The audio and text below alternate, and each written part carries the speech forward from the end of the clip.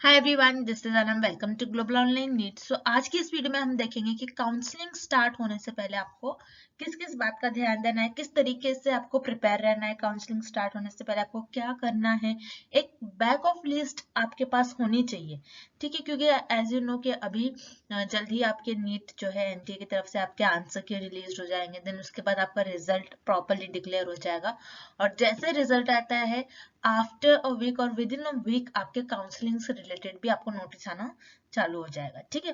तो काउंसलिंग के ही थ्रू आपको सीट मिलेंगी। आप कैसे भी सीट लो, आप गवर्नमेंट सीट लो, आप प्राइवेट सीट लो, या फिर आप सेमी गवर्नमेंट वगैरह सीट के लिए अप्लाई करो, तो सारी सीट जो है आपको एक काउंसलिंग प्रोसेस के थ्रू ही आपको लेना होता है। क्योंकि कई स्टूडेंट्स को पता नहीं होता कि काउंसलिंग का किस तरीके से होता है, कैसे डॉक्यूमेंट्स लगेंगे, किस तरीके से आपको चीजों को फॉलो करना है। लिस्ट वगैरह आपके पास पहले से होना चाहिए कि मैं इन चीजों का ध्यान रखूंगा या फिर रखूंगी काउंसलिंग के प्रोसीजर में, ठीक है। तो वो सारी चीजें आज की इस वीडियो में मैंने स्टेप बाय स्टेप आपके साथ डिस्कस कर रखा है, जिससे कि आपको एक आइडिया लग जाए कि किस तरीके से आपको पहले से ही प्रिपेयर रहना है काउंसलिंग के लिए। क्योंकि आपके पास टाइम बहुत कम रहेगा, तो आपको ज्यादा जल्दी जल्दी इसमें एकदम आपको हाइपर नहीं होना है। कामली आपको सोचकर आपको काउंसलिंग का एक प्रोसीजर आपके माइंड में होना चाहिए पहले से प्रिपेयर, देन ओनली आपको इजीली सीट मिलने के चांसेस है, ठीक है। तो इसी वीडियो को हम आगे कंटिन्यू करते हैं, तो एंड तक जरूर देखना है आपको इस वीडियो को। और अगर आप हमारे चैनल पर न्यू है तो please do subscribe our channel Global online NEET. तो जैसे कि स्टेप वन यहाँ पर हमने सारे स्टेप्स में दे रखा है, तो स्टेप वन है यहाँ पर मार्क्स एंड रैंक कैलकुलेशन, ठीक है। कि आपको किस तरीके से आपके मार्क्स और रैंक को कैलकुलेट करना है। अब जैसे कि हर एक स्टूडेंट्स ने स्टेप वन का अभी तक ऑलमोस्ट सबने आपका स्टेप वन कर चुका होगा, ठीक है। तो यहाँ पर जस्ट फॉर योर इंफॉर्मेशन हम आपको बता रहे हैं मार्क्स और रैंक कैलकुलेशन। तो जैसे कि काफी सारे वीडियोस में आपने देखा है कि काफी सारे आपके क्वेश्चन पेपर सॉल्व कर कर आपको बताया होगा कि आपके इतने इतने मार्क्स आने के चांसेस है, ठीक है। रैंक का भी कुछ आइडिया लग गया होगा, तो उस बेसिस पर आपको कब मार्क्स और रैंक का एक कैलकुलेट करना है, एक आपका किस तरीके से मार्क्स और रैंक के हिसाब से आपका क्या रैंक आ रहा है कितने मार्क्स पर, ठीक है। तो जैसे कि सबसे पहले हम कैलकुलेट करेंगे टेंटेटिव मार्क्स, ठीक है। पहले तो आपके पेपर सॉल्व करोगे, ठीक है। पेपर आपने सॉल्व करा होगा, पेपर सोल्यूशन वगैरह, जैसे कि हमने भी अपने वीडियो चैनल पर पेपर सोल्यूशन वगैरह डाला है, तो उसको आपने सॉल्व करा, आपने देखा कि हाँ भाई मेरे इतने इतने मार्क्स आ रहे हैं, ठीक है। आपने मार्क्स कैलकुलेट करा। देन उसके बाद आप क्या करोगे, आपको एक रैंक का भी आइडिया होना चाहिए कि सपोज मेरे 620 मार्क्स आ रहे तो उस पर क्या रैंक होनी चाहिए, ठीक है। तो यहाँ पर मार्क्स वर्सेस रैंक का भी मैंने एक वीडियो डिटेल में बनाया है, और आगे भी हम देखेंगे कि किस तरीके से किस मार्क्स पर कितना रैंक आने के चांसेस है नीट 2024 में। देन नेक्स्ट आता है आपका कि कट ऑफ जो है हर कॉलेजेस के, वो आपको रैंक वाइज मिलेगा। यानी आप अगर हर एक कॉलेजेस में कट ऑफ देख लो, हर एक कॉलेजेस का एलिजिबिलिटी क्राइटेरिया देख लो, तो उसमें जो आपको कट ऑफ मिलेगा हर कॉलेजेस का, वो रैंक के बेसिस पर ही मिलेगा। आपको मार्क्स नहीं दिया जाता है, बल्कि आपको रैंक दिया जाता है कि इतनी इतनी रैंक पर अगर आपकी रैंक आ रही है then only you will get this particular XYZ college, ठीक है। तो आपकी रैंक के बेसिस पर ही आपको कॉलेज मिलता है, तो आपको रैंक पता होना चाहिए। This is very important point, ठीक है। ये काफी स्टूडेंट्स को नहीं पता होता है। फॉर नाउ स्टेप वन हमारा होगा मार्क्स और रैंक आपको कैलकुलेट करना है, ठीक है। नेक्स्ट, अब यहाँ पर है मार्क्स वर्सेस रैंक, ठीक है। यानी कि आपके कितने मार्क्स पर कितना रैंक आ रहा है। सो अकॉर्डिंग टू नीट 24, जैसे कि हमने इसके पहले भी नीट 2024 के एक्सपेक्टेड मार्क्स और रैंक पर हमने एक वीडियो डाल रखा है डिटेल में कि किस बेसिस पर इस ईयर आपका मार्क्स और रैंक वो होगा। तो एक डिटेल में मेरा वीडियो है, आप वो भी जाकर देख सकते हैं फॉर मोर इन्फॉर्मेशन। और फॉर नाउ हम जस्ट आपको इतना बता रहे हैं कि इतने मार्क्स पर इतने नीट 2024 में इतने रैंक आने के चांसेस है। जैसे कि 722 610 अगर मार्क्स है आपके, यानी 1 to 15057 अगर आपका ये रैंक है, तो आपको इजीली इसको मानना जाता है ये आपका क्या है, एक तरीके से सेफेस्ट रैंक होता है, जिसमें आपको सारे गवर्नमेंट कॉलेज इजीली मिल जाता है। तो इस तरीके से हमने सारे रैंक बताए थे, जैसे 592 400 to 592 अगर आपका रैंक है तो सॉरी मार्क्स है, तो आपका ये रैंक आने के चांसेस है। अगर आपका 300 से 250 से 300 अगर आपका नीट मार्क्स आ रहा है, नीट स्कोर आ रहा है, तो आपका पर्टिकुलर ये आपका रैंक आने के चांसेस है, ठीक है। तो इस तरीके से आपको पता होना चाहिए कि मेरे कितने मार्क्स आ रहे हैं और मेरा क्या रैंक है, ठीक है। तो आपको रैंक जो है आपको ये पता होना चाहिए। This is very important. यही था आपका फर्स्ट स्टेप, आपको मार्क्स और रैंक आपका कैलकुलेट कर कर रख लेना है, ठीक है। नेक्स्ट स्टेप हम देखते हैं। अब स्टेप 2 हमारा क्या होगा कि हमें कौन सा कोर्स को सिलेक्ट करना है, ठीक है। तो जैसे कि मान लीजिए फॉर एग्जाम्पल, हम एग्जाम्पल के थ्रू समझते हैं। मान लीजिए मेरे 600, किसी स्टूडेंट का 600 नीट स्कोर आ रहा है, तो यहाँ पर उसकी रैंक मान लीजिए 19141 ये नीट रैंक है, ठीक है। सो इस रैंक में मुझे कौन कौन से कॉलेजेस मिलेंगे, तो मैं एक प्रॉपरली एक लिस्ट बना लूंगी और उन कोर्स को मैं सेलेक्ट कर लूंगी, ठीक है। तो जैसे कि MBBS, BDS, BMS, BHMS and BUMS, Ayurveda, homeopathy and यूनानी, ठीक है, यूनानी कॉलेजेस। तो इसमें भी काफी सारे स्कोप होते हैं आपके आगे चलकर भी, अगर आप PG वगैरह के लिए जाते हैं तो काफी आपको स्कोप होता है इन तीनों भी कोर्स में, ठीक है। ना कि आप ऐसा बोलोगे कि MBBS, BDS बहुत अच्छा है अगर यही कोर्स करे, ठीक है, अच्छा है, लेकिन ऐसा नहीं कि बाकी कोर्सेस आपको नहीं जाना चाहिए। इन कोर्सेज के थ्रू भी आपको देखना चाहिए कि किस तरीके से लोग अपना ड्रीम ट्रू करते हैं, ठीक है। तो ठीक, मान लीजिए अब पॉइंट पर आते हैं। मान लीजिए कि जैसे कि हमारा ये जो नीट स्कोर आ रहा है तो मुझे BDS कॉलेज सेलेक्ट करना है, तो गवर्नमेंट ऑप्शन होगा मेरे पास, सेमी गवर्नमेंट एंड प्राइवेट।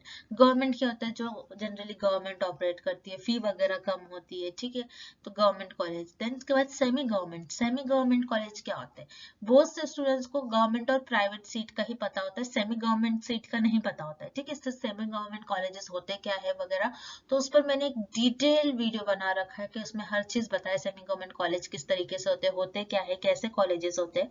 तो आप वो वीडियो भी मेरा जाकर देख सकते हैं, हमारे चैनल पर अवेलेबल है। तो सेमी गवर्नमेंट कॉलेज, अगर सिंपल लैंग्वेज में बता दूं, सेमी गवर्नमेंट कॉलेज जो होते हैं आपका, वो ऑपरेट करते हैं प्राइवेट और गवर्नमेंट के इन्वॉल्वमेंट को, यानी सेमी गवर्नमेंट में दोनों का इन्वॉल्वमेंट होता है, प्राइवेट और गवर्नमेंट का, ठीक है। लेकिन याद रखिएगा, ये जो है डायरेक्टली गवर्नमेंट मैनेज नहीं करती, लेकिन गवर्नमेंट के अंडर इनका सुपरविजन और असिस्टेंट होता है, ठीक है। ये डायरेक्टली गवर्नमेंट के अंडर नहीं होता, ये आपको याद रखना है।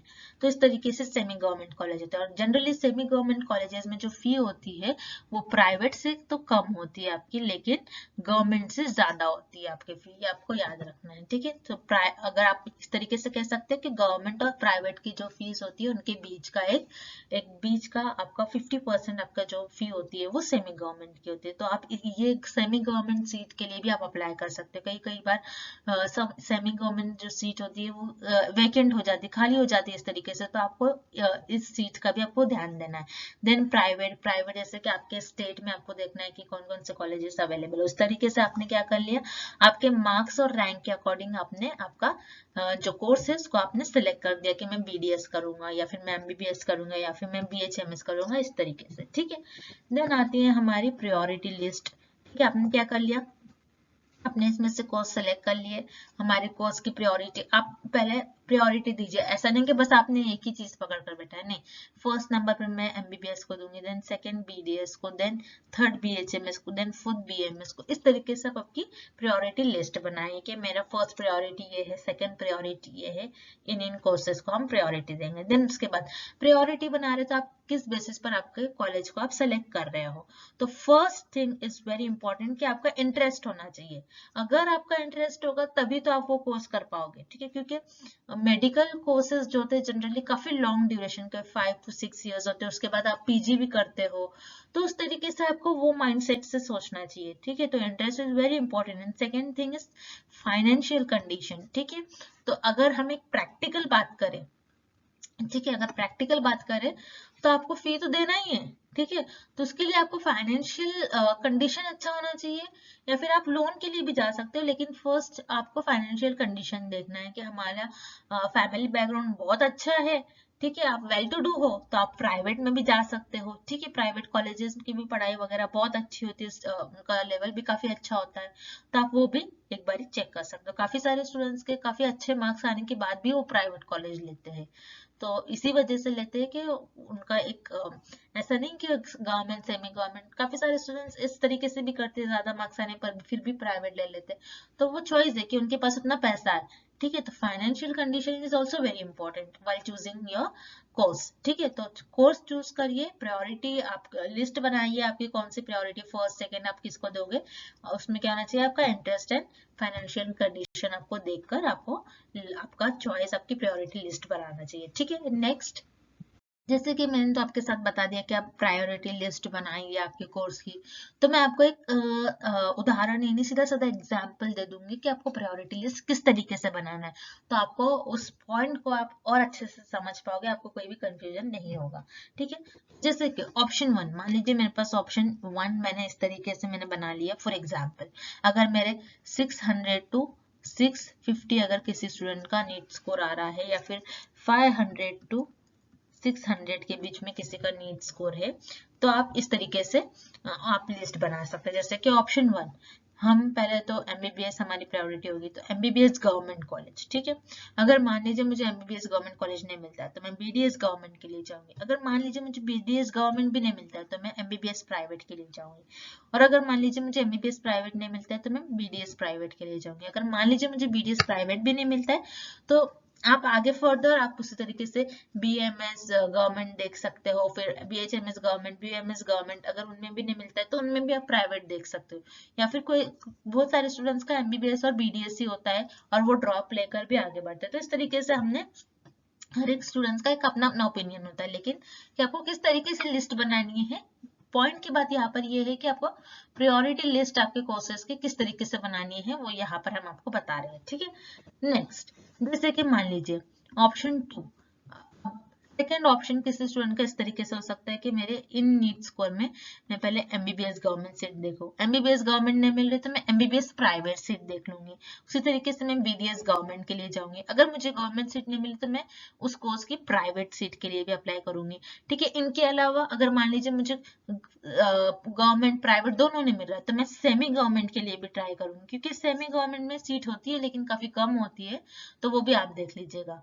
तो क्योंकि कई स्टूडेंट्स को इसका एक नॉलेज नहीं होता, आइडिया नहीं होता, तो बहुत से स्टूडेंट्स इसके लिए भी नहीं अप्लाई करते, लेकिन सीट कम होती है as compare to government and private seats के मुकाबले में, ठीक है, सेमी गवर्नमेंट की। तो ये आपको याद रखना है। देन ऑप्शन 3 किसी स्टूडेंट का इस तरीके से भी हो सकता है, जैसे कि मैंने एमबीबीएस गवर्नमेंट सीट्स लेना है, फर्स्ट प्रायोरिटी मेरी ये है।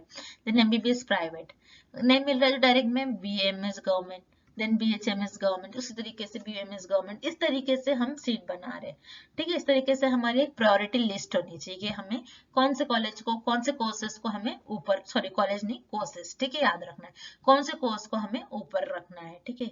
ये कोर्स ले रही हूँ मैं, तो इसमें कौन से college, government, private, semi government, तो ये आपको ये याद रखना है, ठीक है। इस तरीके से आप आपकी कोर्स की प्रायोरिटी लिस्ट बना सकते हो, ठीक है। जस्ट आपको एग्जांपल आइडिया देने के लिए ये स्लाइड थी, ठीक है। जैसे कि आपने आपके कोर्सेज की एक प्रायोरिटी लिस्ट बना ली, उसके बाद जो स्टेप 3 आप क्या करोगे, आप देखोगे कि आपके होम स्टेट के कॉलेजेस का कट ऑफ कितना है। फर्स्ट आपको ये चीज देखनी है, ठीक है, क्योंकि हर कॉलेजेस में ऐसा नहीं होता है कि वो दूसरे स्टेट के स्टूडेंट्स को भी सीट दे। जैसे कि कुछ कुछ कॉलेज सारे स्टूडेंट्स को सीट देती है, यानी हर एक स्टेट के स्टूडेंट को चांस देती है, लेकिन काफी ज्यादा यानी 95 to 99% जो स्टेट्स होते हैं वो अपने ही होम स्टेट के स्टूडेंट्स को चांस देते हैं, उनके लिए पहले सीट रखते हैं। अगर कोई सीट बच जाती है, जो कि बहुत रेयरली होता है, तभी वो दूसरे स्टेट के स्टूडेंट को देती है, वरना आपको आपके होम स्टेट कॉलेजेस की सीट को ही पहले देखना चाहिए अकॉर्डिंग टू मी, ठीक है। तो अब उसमें किस तरीके से, जैसे कि गवर्नमेंट सीट देख लीजिए, सेमी गवर्नमेंट देख लीजिए, प्राइवेट सीट्स देख लीजिए, ठीक है। गवर्नमेंट सीट्स जो है, आप गवर्नमेंट सीट का अलग से देख लीजिए, cut off, opening cut off क्या है, क्लोजिंग कट ऑफ क्या है, ठीक है। ये सारा देख लीजिए आप, जिससे कि आपको एक आइडिया लग जाएगा कि आपको किस तरीके से आपको सीट मिलने का चांस है। देन आप देख लीजिए प्रीवियस ईयर कट ऑफ क्या होगा, ठीक है। जैसे मान लीजिए एम्स है, एम्स में प्रीवियस ईयर कट ऑफ 2023 में कट ऑफ कितना था, तो उसके अकॉर्डिंग एक आपको आइडिया लग जाएगा कि आपका किस तरीके से आपका जो है कट ऑफ इस ईयर होगा, ठीक है। जिससे कि आपके दिमाग में, आपको एक ब्रेन में आपका ये होता है कि इतने इतने अगर हमारा नीट स्कोर आ रहा है या फिर नीट रैंक आ रहा है तो हमें ये कॉलेज मिल जाएगा, तो आपको एक आइडिया लग जाता है। उसके बाद अब जैसे कि आपको ना ही गवर्नमेंट ना ही प्राइवेट सीट मिल रही, तो आप एनआरआई सीट भी खरीद सकते हो, ठीक है। जैसे कि कई कई बार जो एनआरआई सीट्स हो जाती है वो वेकेंट हो जाती है। बहुत बार ऐसा होता है क्योंकि काफी ज्यादा फीस होती है और इतने एनआरआई स्टूडेंट्स जो है वो नहीं लेते सीट्स, तो उस वजह से काफी सीट्स आपकी बच जाती है। लेकिन फी काफी ज्यादा होगी आपकी, डबल ट्रिपल होगी फी, क्योंकि वो आपके जैसे कि बाकी ज्यादा कंट्रीज के डॉलर्स वगैरह में उनको एनआरआई स्टूडेंट्स जो होते हैं उनकी डॉलर्स वगैरह में आपकी फी होगी, तो काफी ज्यादा अमाउंट हो जाता है। तो अपने फाइनेंशियली इतने स्ट्रांग हो, आपकी फैमिली बैकग्राउंड इतना स्ट्रांग है, आपके पास ज्यादा पैसा है, तो आप एनआरआई सीट भी खरीद सकते हो और उस बेसिस पर भी आपको इजीली एडमिशन मिल जाएगा। देन होता है आपका, आपने कट ऑफ वगैरह देख लिया, तो आपको ये देखना है कि काउंसलिंग हर एक चीज की डिफरेंट होती है, ठीक है। जैसे कि ऑल इंडिया कोटा और होम स्टेट, इनकी जैसे कि जनरली अगर गवर्नमेंट कॉलेजेस की जो काउंसलिंग है ऑल इंडिया कोटा से, जैसे कि बीडीएस और एमबीबीएस की ऑल इंडिया कोटा के थ्रू आपकी काउंसलिंग होती है। देन उसके बाद होम स्टेट प्राइवेट जो होते हैं, प्राइवेट कॉलेज उनकी अपनी अपनी इस तरीके से काउंसलिंग प्रोसीजर होता है। ऑल इंडिया कोटा जैसे कि एमसीसी के थ्रू होता है, यानी मेडिकल काउंसलिंग कमेटी। इस पर भी मैंने डिटेल में वीडियो बना रखा है कि काउंसलिंग किस कोर्स के लिए कैसी काउंसलिंग होती है, ठीक है। तो आप वो वीडियो जाकर देख लीजिए जिससे कि आपको एक आइडिया लग जाएगा, ठीक है। जैसे कि बीएमएस बीएचएमएस बीएमएस उनका डबल ए ट्रिपल सी के थ्रू कुछ होता है काउंसलिंग प्रोसीजर, ठीक है। तो आप डिटेल में देख लीजिएगा, आपको और अच्छे तरीके से समझ में आ जाएगा। देन उसके बाद आपको टेंटेटिव कॉलेजेस की लिस्ट बनानी है, ये सबसे आपका लास्ट प्रोसीजर होता है। आपने देख लिया कट ऑफ वगैरह, देन आपको पता लगा कि कौन कौन से काउंसलिंग का प्रोसीजर किस तरीके से है, कितने स्टेप्स में काउंसलिंग होती है, step 1 step 2 step 3 mop up round, then straight vacancy round जो कि आपका ऑफलाइन मोड में होता है। तो इस तरीके से काउंसलिंग प्रोसीजर आपको डिटेल में पता होना चाहिए। उसके लिए आप हमारा, अगेन मैं बोल रही हूँ, वीडियो जाकर के देख लीजिए, आपके लिए बहुत आसान हो जाएगा, ठीक है। देन लास्ट होता है यहाँ पर आपका कॉलेज लिस्ट। आप आपके स्टेट के अकॉर्डिंग आप देख लीजिए कैसे कॉलेजेस को रैंक दिए गए हैं, कॉलेजेस के भी रैंक दिए जाते हैं, तो उसके अकॉर्डिंग आप आपके एक टेंटेटिव लिस्ट बना लीजिए कॉलेज के, कि हमें फर्स्ट नंबर पर मुझे ये कॉलेज चाहिए, सेकंड पर ये, थर्ड पर ये। तो इस तरीके से आप कॉलेज की भी लिस्ट बना कर रख सकते हो, ठीक है, जिसके लिए आपको आसानी हो जाएगी काउंसलिंग के टाइम पर। तो दैट्स इट, ये था कुछ आपको बताने के लिए कि काउंसलिंग के पहले आपको किस तरीके से प्रिपेयर रहना है, कौन कौन सी चीजों का आपको ध्यान रखना है। तो आज की वीडियो में बस इतना ही, और इसके बाद जैसे कि हम डॉक्यूमेंट्स भी देखेंगे, क्योंकि गवर्नमेंट के थ्रू भी आपको सर्टिफाइड करवाने होते हैं डॉक्यूमेंट्स वगैरह, तो उसके लिए काफी टाइम लगता है, तो आपको वो भी कर कर रखना है, ठीक है। तो ये थे आपको कुछ इंपॉर्टेंट पॉइंट्स और टिप्स कि आपको किस तरीके से काउंसलिंग के पहले आपको प्रिपेयर रहना है। So that's it and thank you for watching this video. और अगर आप हमारे चैनल पर न्यू है तो please do subscribe our channel Global online NEET.